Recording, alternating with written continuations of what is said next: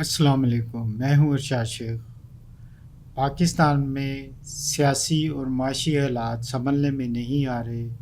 ان میں روز بروز ابتری ہوتی چلی جا رہی ہے۔ سیاسی عدم استحکام معاشی عدم استحکام کی بنیاد بنتا ہے۔ پاکستان میں یہ دیکھا گیا ہے جب بھی سیاسی عدم استحکام ہوا ہے، سیاسی حالات بہتر نہیں ہوئے، یہاں پر دہشت گرد اور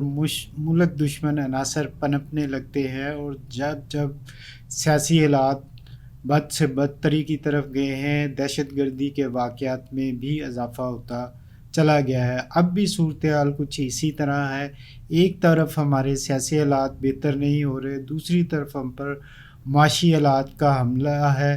جس کی وجہ سے بھوک، افلاس اور بے روزگاری میں اندھا دھند اضافہ ہو رہا ہے، اور تیسری جانب دہشت گرد متحرک ہو گئے ہیں، جن کے مقابلے کے لیے ہماری افواج پاکستان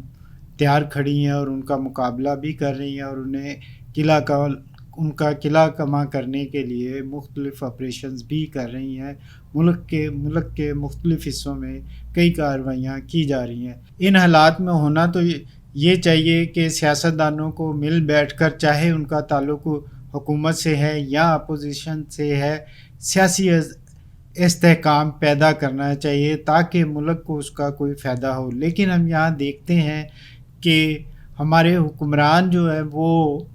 سیاسی استحکام کی بجائے اقتدار کو استحکام دینے کی زیادہ کوشش کرتے ہیں۔ اس کے لیے ایسی قانون سازی کی جاتی ہے جو نہ صرف مضحکہ خیز ہوتی ہے بلکہ ان کے نتائج بھی بہت برے سامنے آتے ہیں۔ ابھی حال ہی میں جو اسلام آباد میں امن عامہ اور اجتماع کے لیے جو قانون بنایا گیا ہے، اس کے نتائج بھی ہمیں نظر آ رہے ہیں کہ سنگجانی میں پی ٹی آئی کے جلسے کے بعد جو صورتحال پیدا ہوئی ہے، وہ حالات کو بہتری کی طرف لانے کی بجائے حالات کو مزید خراب سے خراب تر کرتی چلی جا رہی ہے۔ یہاں تک کہ اسپیکر قومی اسمبلی سردار ایاز صادق نے جو میثاق پارلیمنٹ کمیٹی بنائی ہے، وہ اپنے پہلے ہی اجلاس میں خواجہ آصف کے سخت رویے کی وجہ سے جھگڑے کا شکار ہو گئی۔ دوسری جانب ہم یہ دیکھتے ہیں کہ حکومت کو سیاسی حالات کو بہتر کرنے کی بجائے اپنے اقتدار کو طول دینے اور سیاسی مقاصد حاصل کرنے کے لیے ایک آئینی ترمیم لانے کی بہت جلدی پڑی ہوئی ہے، جس کے لیے امکان ہے کہ وہ آئینی ترمیم کل کے اسمبلی کے اجلاس میں پیش کی جائے، لیکن اس کے حوالے سے جو ہمارے وزیر قانون ہیں وہ اس بات کو کہہ رہے ہیں کہ ابھی شاید اس کا موقع نہیں ہے کہ وہ ترمیم کل اجلاس میں پیش کی جائے، لیکن ہمارے وزیر دفاع خواجہ آصف کہتے ہیں کہ ہمارے پاس گنتی پوری ہو گئی ہے، کل آئین میں ترمیم پیش کر دی جائے گی۔ ناظرین، جہاں تک اس ترمیم کا تعلق ہے، اس ترمیم سے نہ تو پاکستان کو کوئی فائدہ ہونا ہے، نہ پاکستان کی عوام کو فائدہ ہونا ہے، نہ سیاسی حالات میں کوئی بہتری آنی ہے، نہ معاشی حالات میں بہتری آنی ہے۔ اس ترمیم کا ایک خاص مقصد ہے، اس کا مقصد ہے چیف جسٹس آف پاکستان کی مدت کو 3 سال کرنا اور سپریم کورٹ کے ججوں کی تعداد کو بڑھانا۔ اب مجھے بتائیے کہ ان دونوں چیزوں سے پاکستان کے سیاسی استحکام اور معاشی بہتری کا کہاں کیا تعلق ہے؟ اس سے تو یوں لگتا ہے جیسے حکومت کو کوئی خوف ہے، اپنے خوف پر قابو پانے کے لیے وہ موجودہ چیف جسٹس کو مزید رکھنے کے لیے اور انہیں توسیع دینے کی بجائے ان کی مدت ملازم بڑھا کر اپنا مقصد حاصل کرنا چاہتی ہے، تاکہ جو ان کے بعد آنے والے چیف جسٹس ہیں جسٹس منصور علی شاہ، ان کا راستہ روکا جائے۔ کیونکہ ہم نے حال ہی میں دیکھا ہے کہ جسٹس منصور علی شاہ کا جو رویہ رہا ہے وہ آئین کی عملداری کو قائم کرنے کی طرف ان کا جھکاؤ زیادہ ہے، اور